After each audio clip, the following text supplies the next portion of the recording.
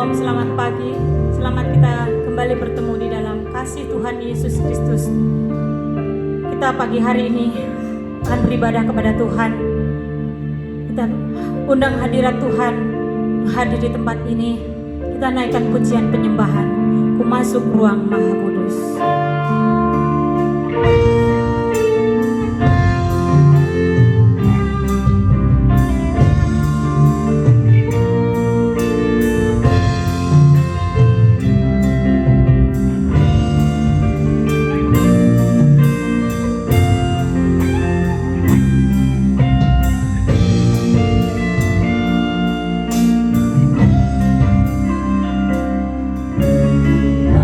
Masuk ruang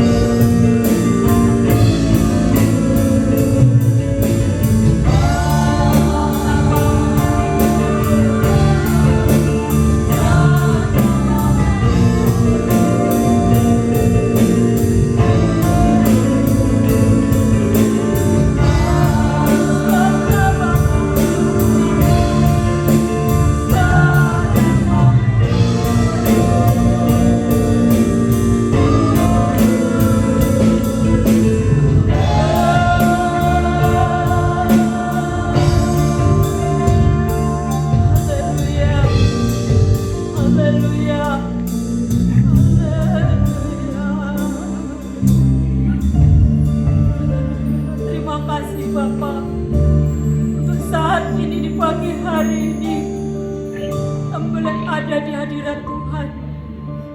Kami percaya Engkau ada di tengah-tengah kami. Kami bersyukur Tuhan masih berikan kami kekuatan, kesehatan sampai hari ini. Tidak ada yang dapat kami balaskan kepadamu selain ucapan syukur kami kepadamu Bapa. Mengurapi ibadah yang akan kami laksanakan sepanjang pagi hari ini Tuhan. Kiranya nama Tuhan Yesus saja dipermuliakan. Memberkati kami yang melayani, baik kami yang memimpin dalam pujian, para singer, pemain musik, hamba-Mu yang melayani dalam firman Tuhan. Kami percaya sekecil apapun pelayanan kami Bapa, akan Tuhan perhitungkan sebagai kebenaran. Terima kasih, kuasai kami dengan kuasa Roh Kudus-Mu Bapa. Ampuni segala salah dosa kami di atas permohonan kami pagi hari ini. Terpujilah nama-Mu kekal selama-lamanya. Kami alaskan doa kami, ibadah kami hanya di dalam nama Tuhan Yesus Kristus. Haleluya. Amin. Haleluya. Haleluya. Puji Tuhan. Kita akan nyanyikan satu pujian. Saudaraku, biar kita berpisah tempat, berbeda jarak, tetapi kita satu di dalam Tuhan. Kita akan nyanyikan pujian. Kita rindu melayani Tuhan. Hatiku rindu melayani Tuhan. Haleluya.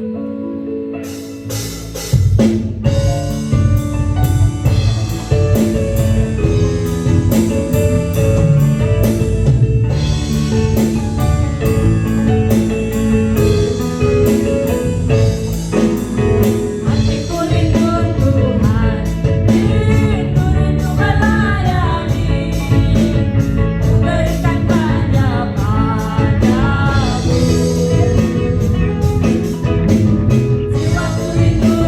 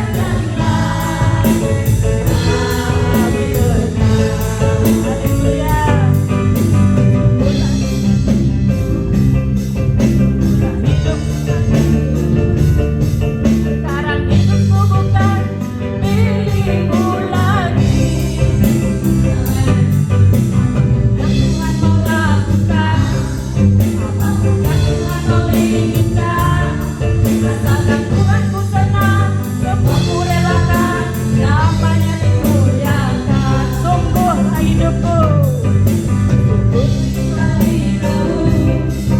betapa saudara yang buruk, sekarang hidupku bukan milikku lagi. Yang Tuhan mau lakukan, Tuhan mau inginkan, asalkan Tuhan ku senang, semua ku relakan, namanya dimuliakan. Suka-sukamu Tuhan, suka-sukamu Tuhan, suka-sukamu Tuhan, suka-sukamu Tuhan,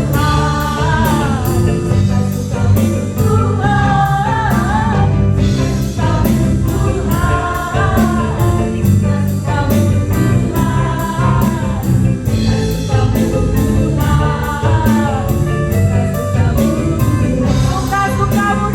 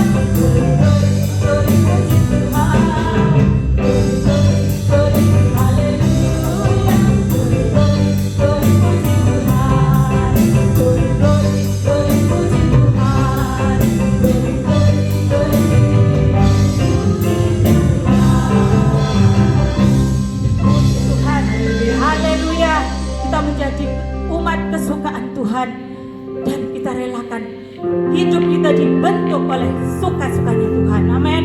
Puji Tuhan. Kita akan tetap bangkit berdiri. Kita akan nyanyikan satu pujian. Ajaib Kau Tuhan.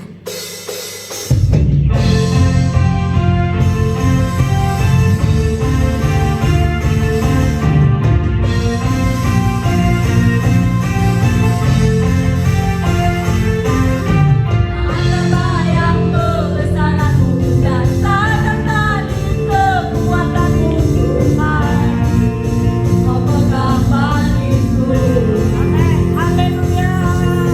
Sedang jiwa dan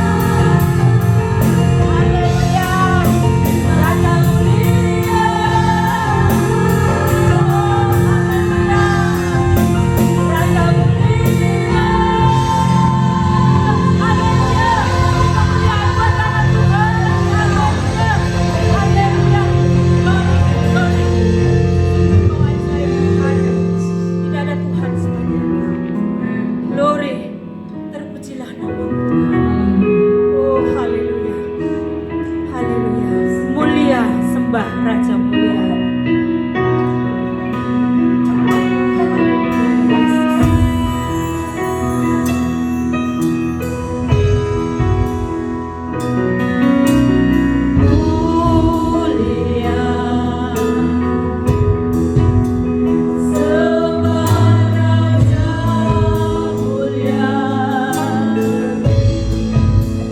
Bagi Yesus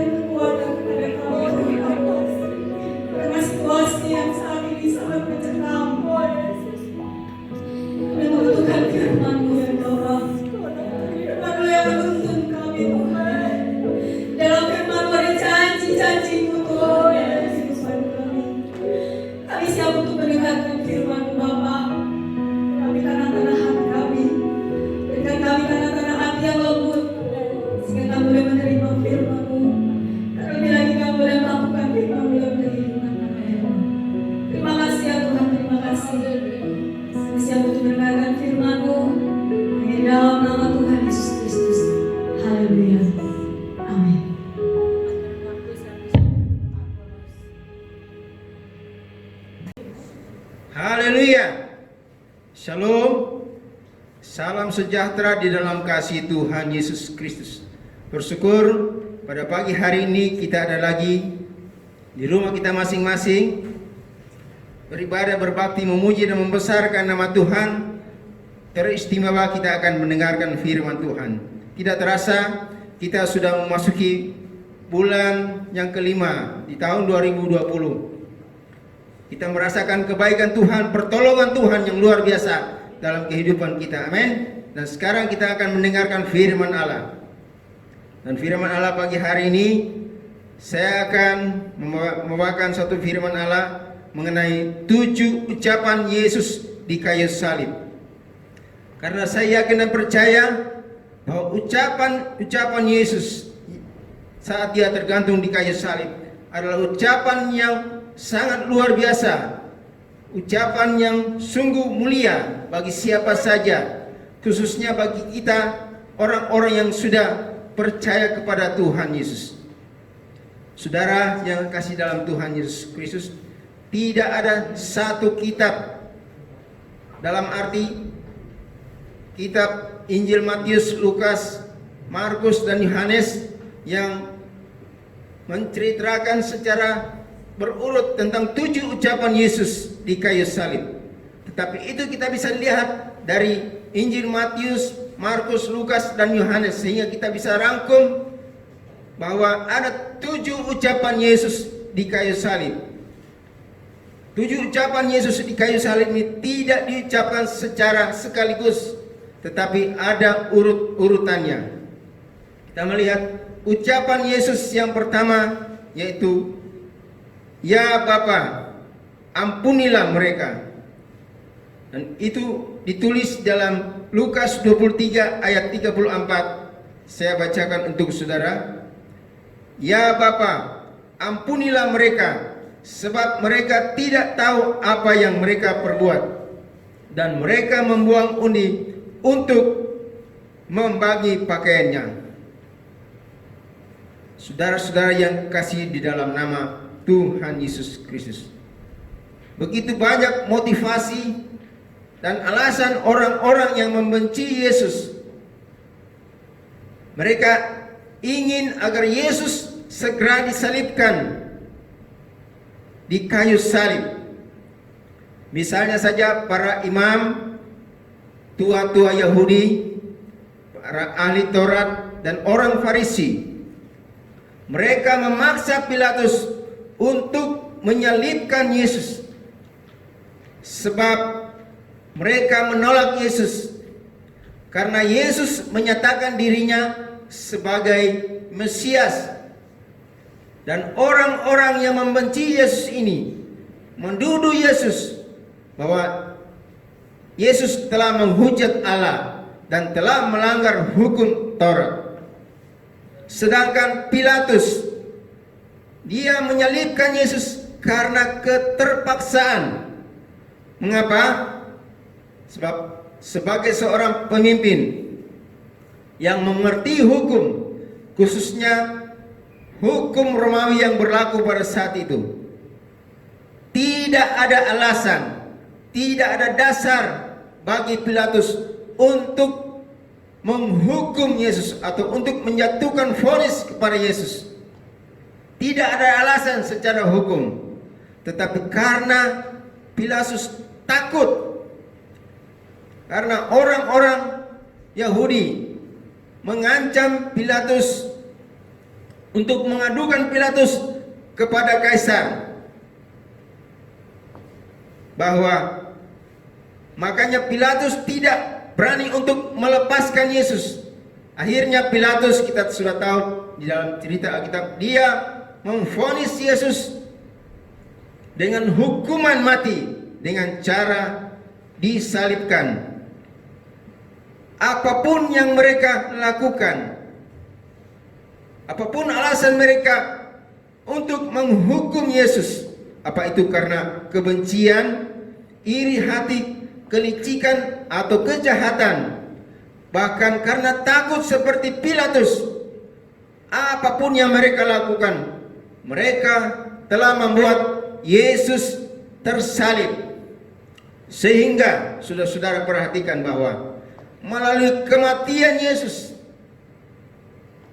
telah tersedia jalan bagi semua orang, bukan hanya orang Kristen saja, tapi telah terbuka bagi semua orang di dunia ini untuk jalan pengampunan dosa atau jalan keselamatan. Amin. Inilah perkataan atau ucapan Yesus yang pertama. Ampunilah mereka, sebab mereka tidak tahu apa yang mereka perbuat. Dan kita lanjut kepada perkataan Yesus yang kedua, yaitu hari ini engkau bersama-sama aku di dalam Firdaus.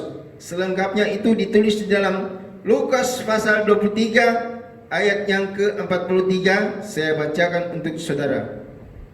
Kata Yesus kepadanya, aku berkata kepadamu, sesungguhnya hari ini juga engkau akan ada bersama-sama dengan aku di dalam Firdaus. Saudara yang saya kasihi di dalam Tuhan Yesus Kristus, kepada siapa Yesus mengucapkan ucapan ini?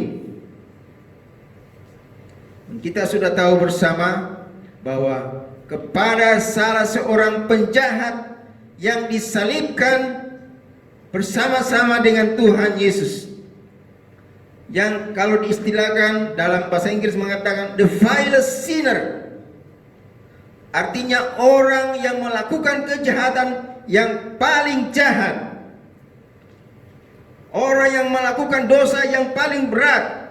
Kepada orang inilah Yesus mengatakan bahwa pada hari ini engkau akan ada bersama-sama dengan aku di dalam Firdaus.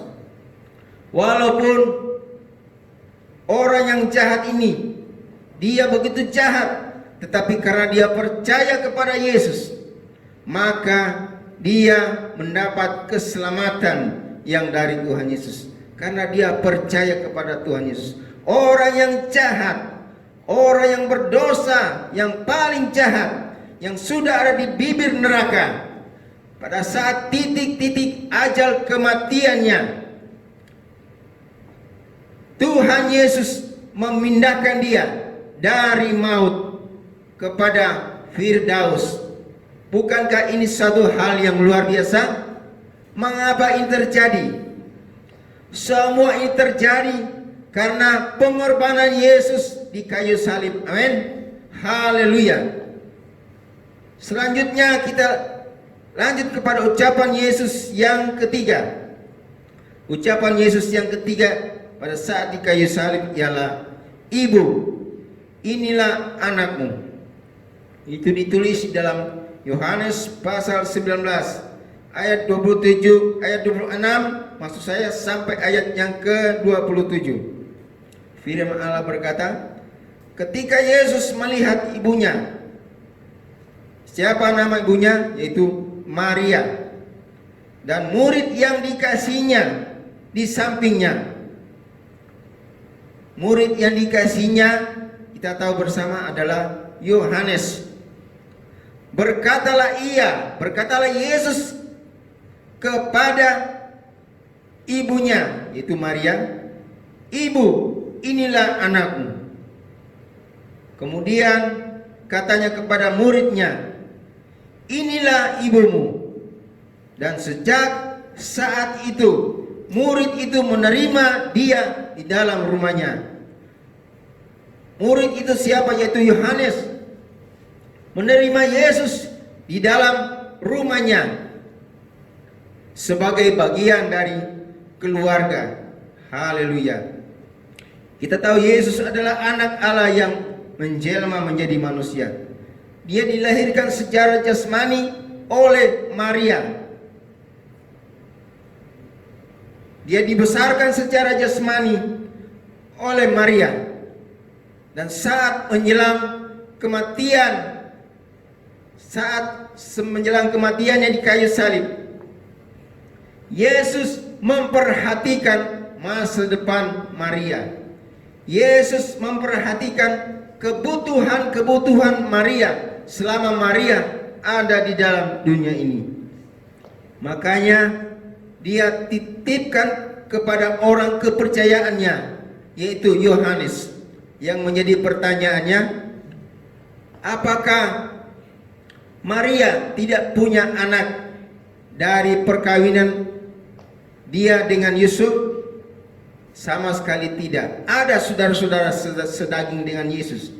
Tetapi kenapa harus dititipkan kepada Yohanes?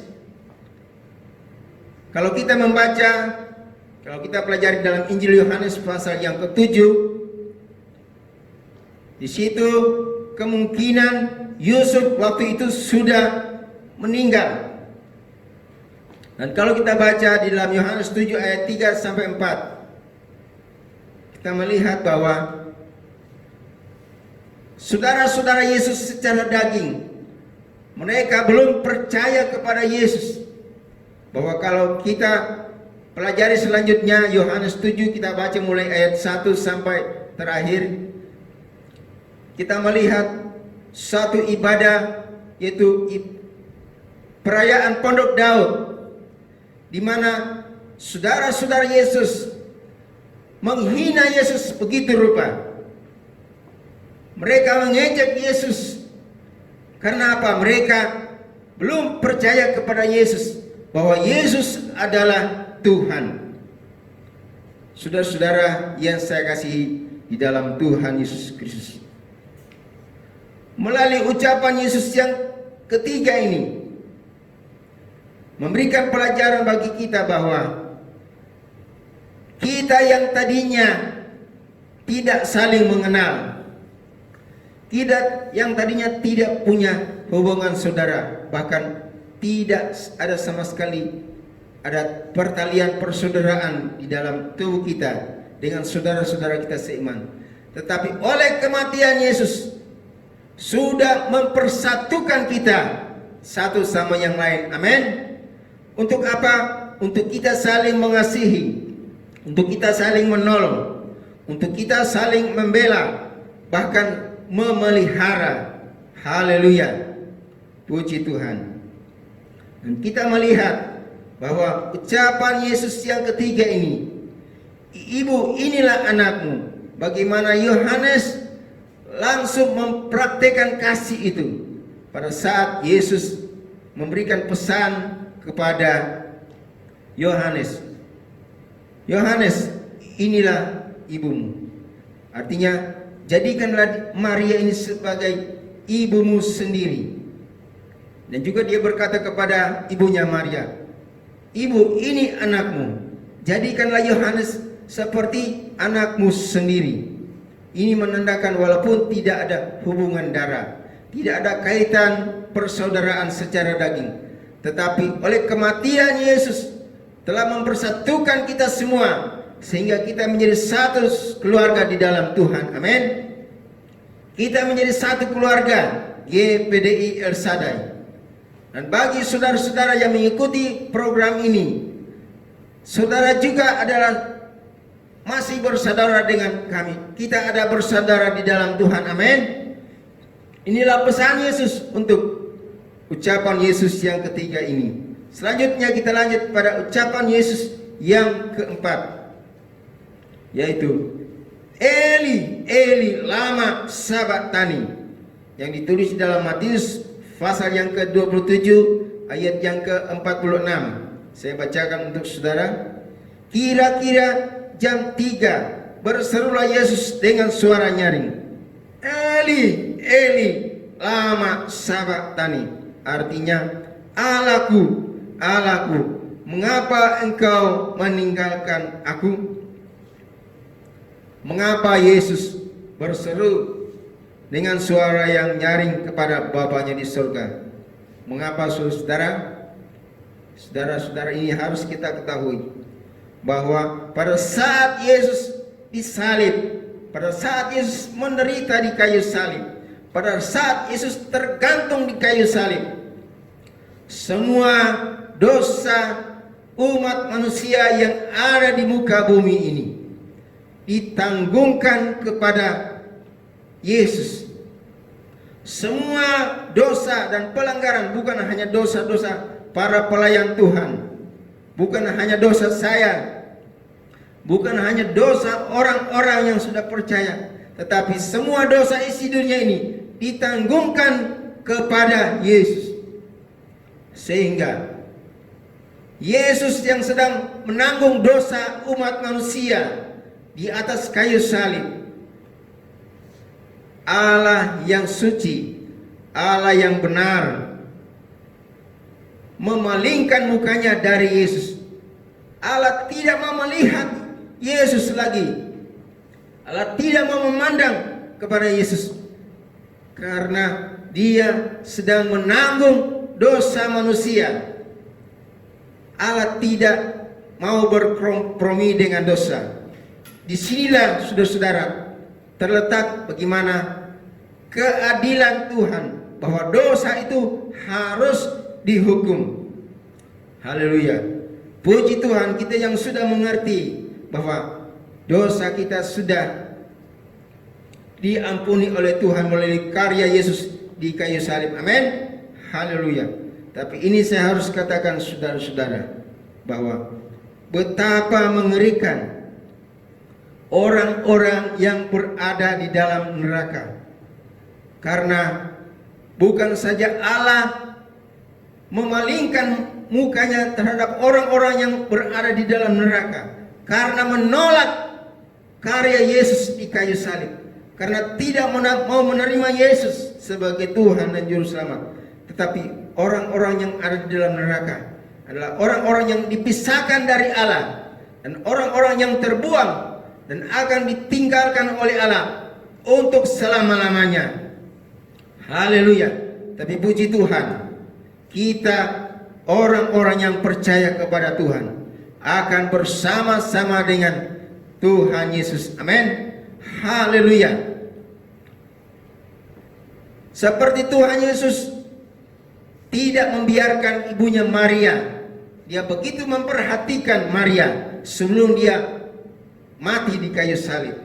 Begitu juga Dia memperhatikan seorang penjahat yang di sampingnya, karena orang ini percaya kepada Tuhan Yesus. Dan kita juga akan diperhatikan oleh Tuhan. Amin. Haleluya. Khususnya walaupun wabah corona mewabah begitu rupa, kita takut, tetapi ada sepasang mata yang melihat kita, yang memperhatikan kita, yaitu sepasang mata Tuhan Yesus Kristus. Amin. Haleluya. Untuk itu selanjutnya kita akan melihat perkataan Yesus yang kelima. Perkataan Yesus yang kelima ialah, aku haus. Itu ditulis di dalam Yohanes pasal yang ke-19 ayat yang ke-28. Saya bacakan untuk saudara. Sesudah itu, karena Yesus tahu bahwa segala sesuatu telah selesai, berkatalah Ia, supaya genaplah yang ada tertulis dalam kitab suci. Sama-sama katakan, aku haus. Ayat ini merupakan salah satu penggenapan nubuatan mesianik yang sudah ditulis di dalam Perjanjian Lama. Tepatnya di dalam Mazmur 69 ayat 21, saya bacakan. Bahkan mereka memberi aku makan racun, dan pada waktu aku haus, mereka memberi aku minum anggur asam. Saudara-saudara, ketika Yesus berada di kayu salib dan dia berkata, aku haus, tentara Romawi memberikan Yesus anggur asam, yaitu minuman yang biasa disediakan oleh para terhukum melalui proses penyaliban. Jadi pada saat Yesus berteriak, aku haus, mereka tidak sulit-sulit lagi mencari. Mereka langsung ambil anggur asam itu, karena memang sudah tersedia, dan langsung diberikan kepada Tuhan Yesus. Haleluya.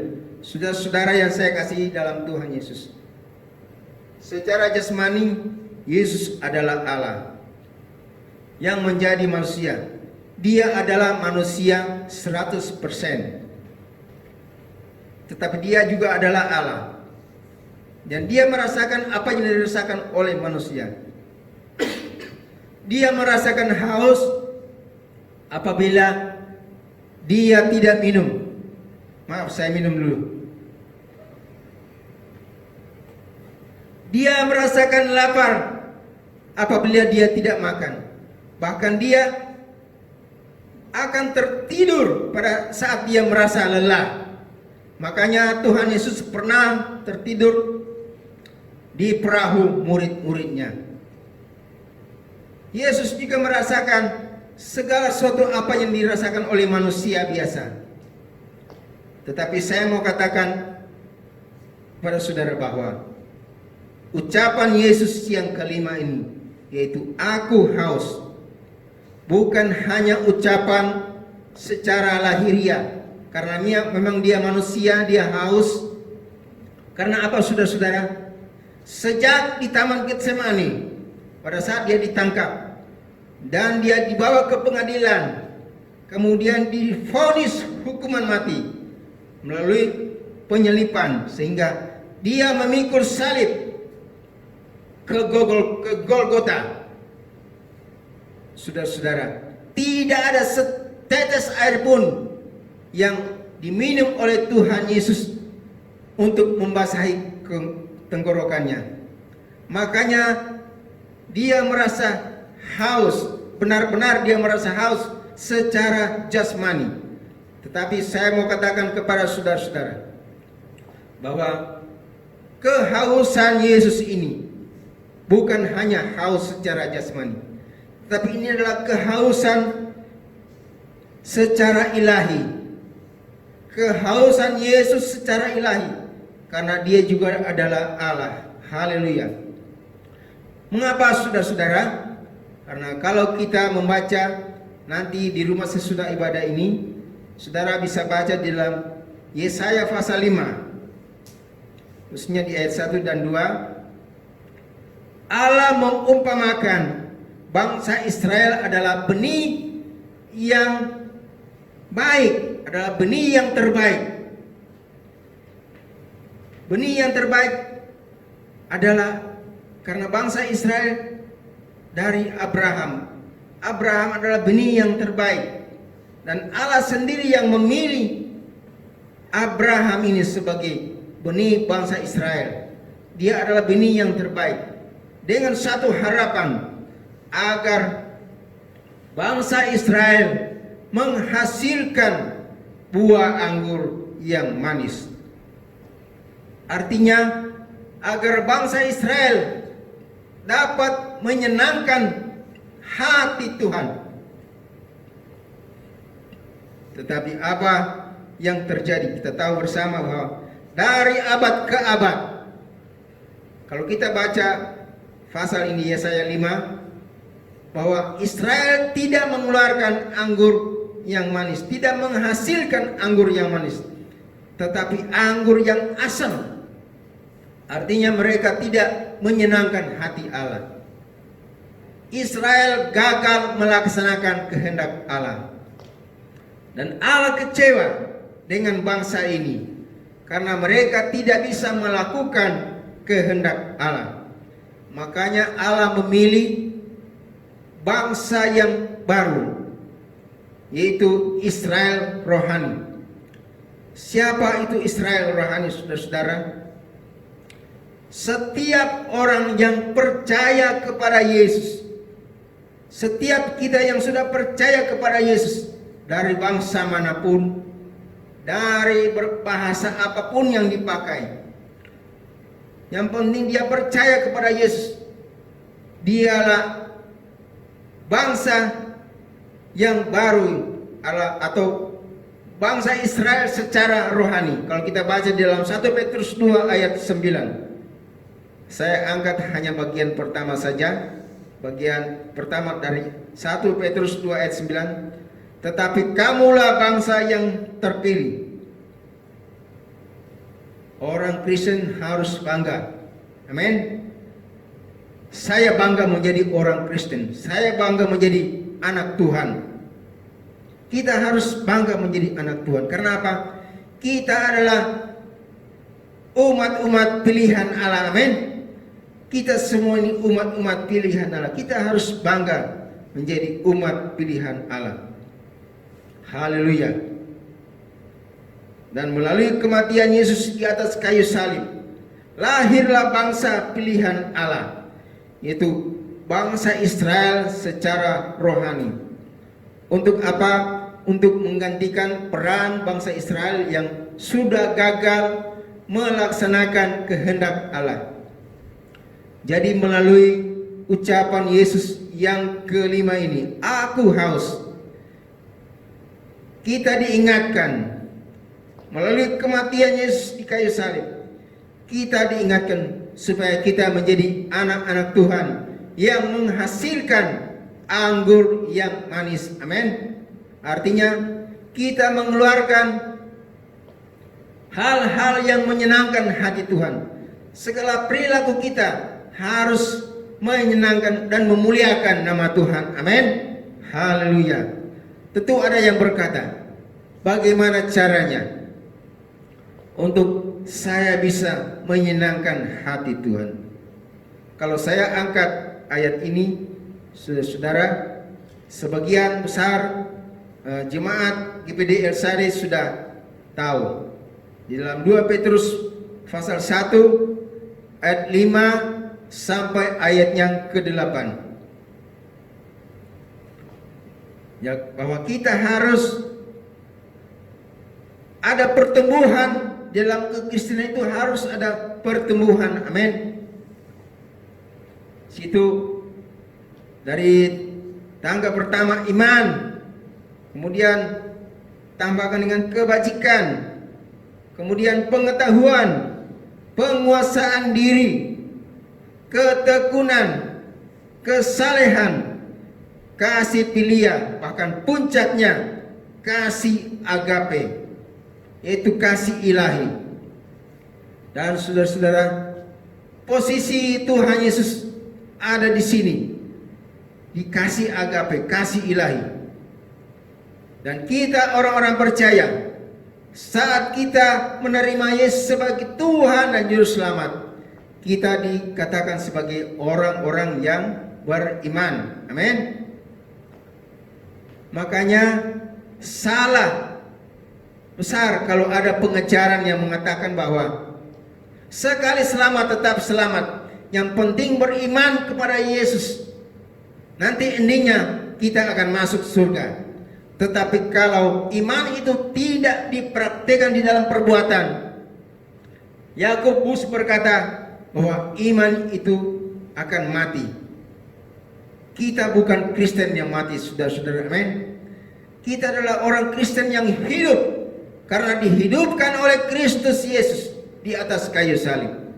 Makanya sejauh mana kita melangkah di dalam iman kita, kita harus mempraktekkan ayat yang tadi 2 Petrus 1 ayat 5 sampai 8. Dikatakan situ dari iman kita tambahkan dengan kewajikan. Oke, kalau kita bisa belum melakukan ini kepada semua orang, minimal kita praktekkan kepada orang-orang seiman. Kemudian dari kewajikan kita harus menjadi orang Kristen yang mengerti firman Allah. Memang itu tujuan kan kita ke gereja, untuk mendengarkan firman Allah, supaya kita paham dan mengerti akan firman Allah. Dalam Hosea 4 ayat 6 berkata, saya tidak siapkan ayatnya, saudara bisa baca di rumah. Hosea 4 ayat 6 berkata, umatku binasa karena tidak mengenal Allah. Dalam terjemahan bahasa Inggris berkata, umatku binasa karena kurang pengetahuan firman Allah. Makanya kita harus mengerti firman Allah sehingga kita tidak diombang-ambingkan dengan berbagai pengajaran-pengajaran yang ada di akhir zaman ini. Bukan hanya gelombang tsunami, bukan hanya wabah corona yang membawa, tetapi juga pengajaran-pengajaran yang menyimpang dari firman Allah. ini yang harus kita hati-hati. Kalau kita tidak punya dasar firman Allah, iman kita bisa ambruk, kekristenan kita bisa rontok, saudara-saudara, kalau kita tidak mengerti firman Allah. Selanjutnya, kita harus menjadi orang Kristen yang punya penguasaan diri, menjadi orang Kristen yang tekun melakukan kebenaran firman Allah. Selanjutnya, menjadi orang Kristen yang saleh melakukan kebenaran firman Allah. Dilihat orang atau tidak dilihat orang, tetap melakukan kebenaran itu. Amin. Kemudian sampai kepada kasih filia, kasih terhadap sesama seiman. Dan terakhir, kita akan mencapai kasih agape, yaitu kasih ilahi. Kita akan menjadi sama seperti Tuhan Yesus. Amin. Inilah tujuan kita, untuk kita menjadi sama seperti Yesus. Bayangkan orang yang menyalibkan dia berkata, ampunilah mereka, karena mereka tidak tahu apa yang mereka perbuat. Selanjutnya, perkataan Yesus, ucapan Yesus yang ke-6 di kayu salib, yaitu sudah selesai. Itu ditulis dalam Yohanes 19 ayat 30. Saya bacakan untuk saudara. Sesudah Yesus minum anggur asam itu, berkatalah ia, sudah selesai. Lalu ia menundukkan kepalanya dan menyerahkan nyawanya.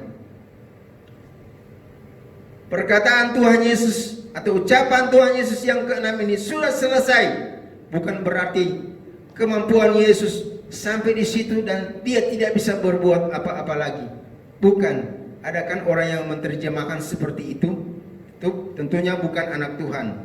Tetapi ucapan Yesus sudah selesai ini adalah ucapan yang sangat menentukan dan mempunyai arti yang luar biasa dahsyatnya. Mengapa?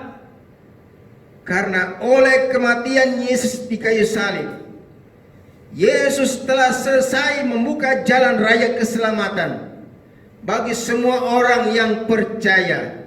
Haleluya. Tuhan sudah selesai membuka jalan keselamatan bagi kita orang-orang yang percaya kepada Tuhan Yesus. Amin. Haleluya. Ini yang harus kita syukuri. Kita sebagai orang-orang percaya sudah ada di dalam keselamatan Tuhan Yesus Kristus. Haleluya. Bahkan kepada penjahat yang ada di samping Yesus menerima keselamatan itu. Karena apa? Dia percaya kepada Tuhan Yesus. Tetapi sebaliknya, saudara-saudara, ini saya harus katakan bahwa kalau ada orang-orang yang menolak dan tidak berjalan di dalam jalan keselamatan itu, tidak mau menerima Yesus sebagai Tuhan dan Juru Selamat, maka yang akan mereka dengar adalah mereka akan mendengarkan suara yang sama, tetapi di dalam Alkitab mengatakan sudah terlaksana. Sekali lagi saya katakan bahwa orang-orang yang tidak berjalan di dalam jalan raya keselamatan itu, artinya mereka menolak karya Yesus di kayu salib, mereka akan mendengarkan suara yang sama, tetapi Alkitab mengatakan sudah terlaksana. Lembaga Alkitab Indonesia menuliskan sudah terlaksana. Kalau kita baca itu, saudara-saudara, di Wahyu 16 ayat 17, dan malaikat yang ketujuh menumpahkan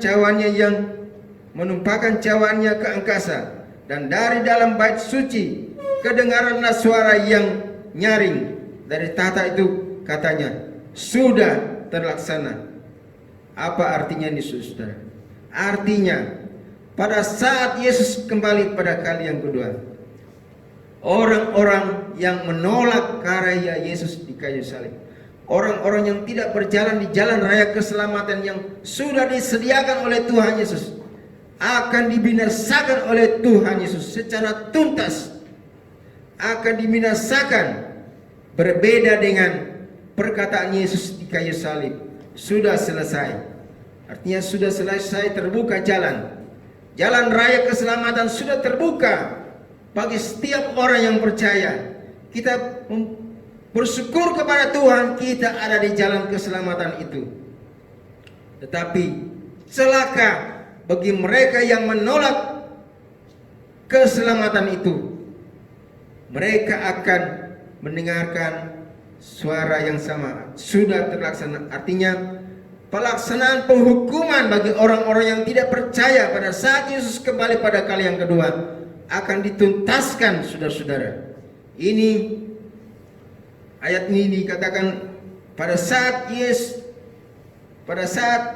cawan murka Allah yang ketujuh dicurahkan ke bumi, merupakan satu penuntasan penghukuman terhadap orang-orang yang tidak mengenal Yesus, orang-orang yang menolak keselamatan dari Tuhan Yesus. Puji Tuhan. Kalau kita ada di jalan keselamatan, kita bersyukur kepada Tuhan. Makanya saya mengajak kepada saudara-saudara supaya yang sudah ada di dalam Kristus Yesus, apapun yang terjadi, apapun masalah yang kita hadapi, jangan sampai kita goyah, jangan sampai kita meninggalkan Yesus, jangan sampai kita meninggalkan keselamatan yang Tuhan sudah berikan kepada kita.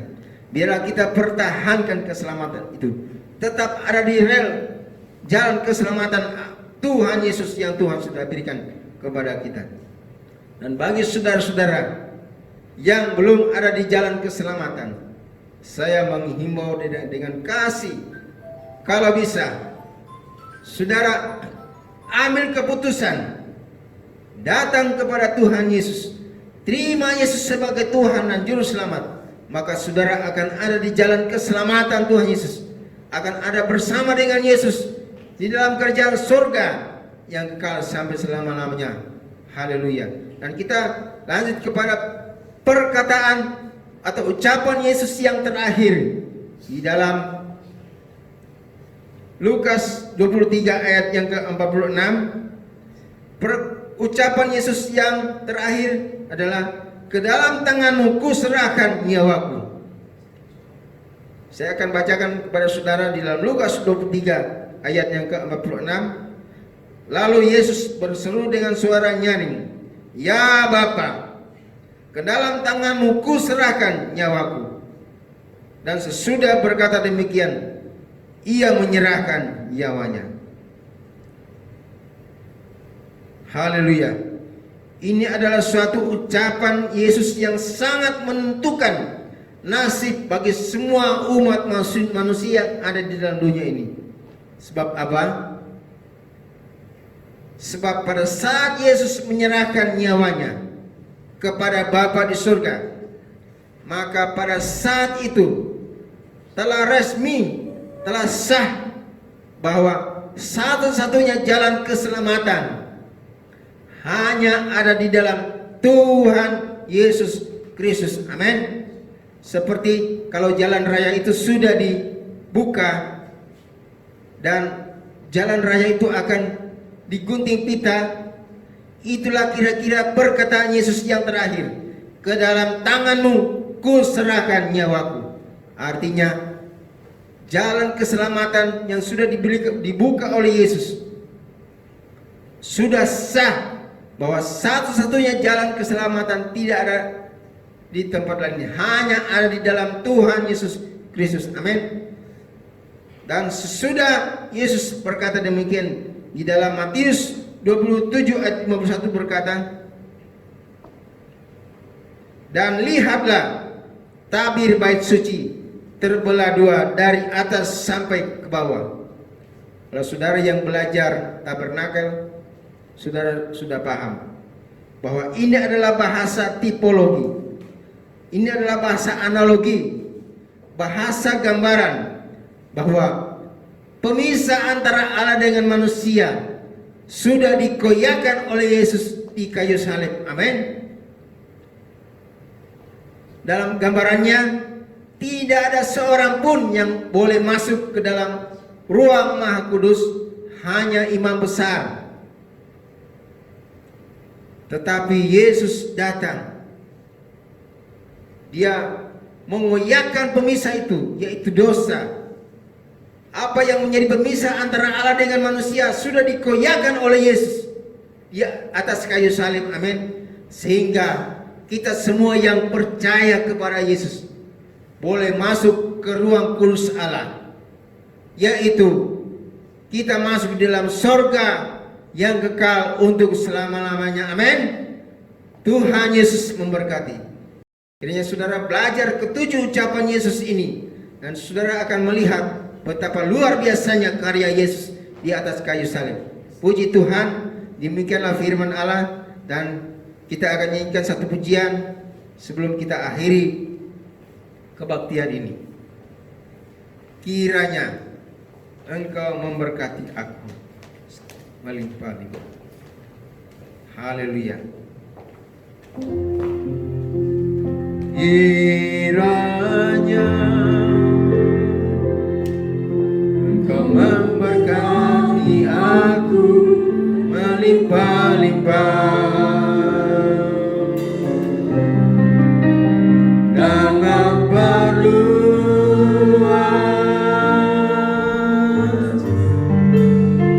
daerahku. Haleluya. Dan kiranya tanganmu menghargai aku dan melindungi aku daripada malapetaka, sehingga kesakitan tidak menimpa aku. Sehingga kesakitan, sehingga kesakitan tidak menimpa aku.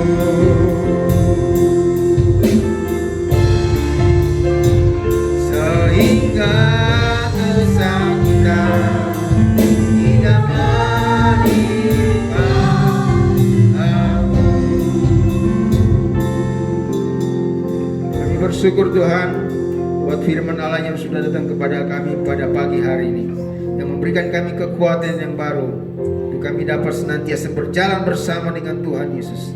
Kami bersyukur buat karya Yesus di kayu salib kepada kami yang sungguh luar biasa. Kami ada di jalan keselamatan Allah yang Tuhan sudah berikan kepada kami. Kami bersyukur Tuhan. Terima kasih, berkati umat-umat Tuhan yang ada di rumah mereka masing-masing dalam segala aktivitas dan kegiatan mereka. Tuhan memberkati dengan berkat Tuhan yang melimpah. Segala puji syukur hanya bagi Tuhan. Kita angkat tangan kita ke atas. Tuhan kiranya memberkati engkau dan melindungi engkau. Tuhan menyinari engkau dengan wajahnya dan memberikan engkau kasih karunia. Tuhan menghadapkan wajahnya kepadamu dan memberikan engkau damai sejahtera Allah melimpah di dalam kehidupanmu. Tuhan akan mengangkat engkau menjadi kepala dan bukan ekor. Engkau akan tetap naik dan bukan turun. Itulah janji firman Tuhan terhadap setiap orang-orang yang berharap kepada Tuhan. Untuk itu mari kita pulang dengan membawa berkat daripada Allah Bapa, cinta kasih sayang dari Tuhan Yesus Kristus, serta penyertaan kuasa Roh Kudus menyertai kita semua mulai hari ini sampai selama-lamanya. Yesus kembali pada kali yang kedua, dan kami akan mengakhiri ibadah kami pada pagi hari ini dengan pengucapan syukur di dalam nama Tuhan Yesus Kristus, Tuhan dan Juru Selamat kami.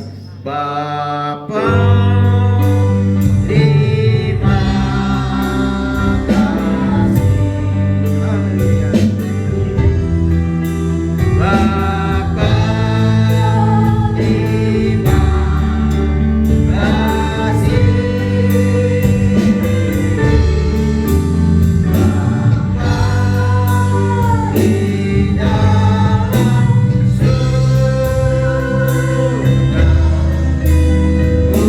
beri terima kasih. Sama-sama katakan amin. Selamat pagi, Tuhan Yesus memberkati kita semua.